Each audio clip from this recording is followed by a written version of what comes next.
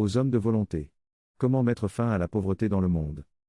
L'homme des émotions s'attachera toujours à ce qu'il possède.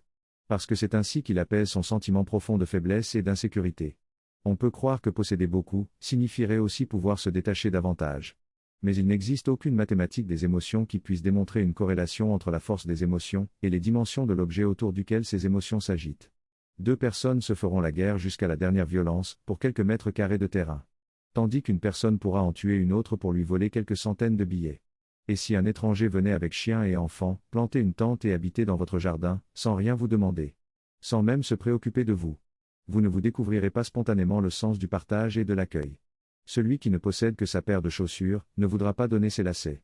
Et qui lui imposera de se sentir rassasié au bout de la troisième paire de chaussures, et de donner toute paire de chaussures qu'il acquérait en plus?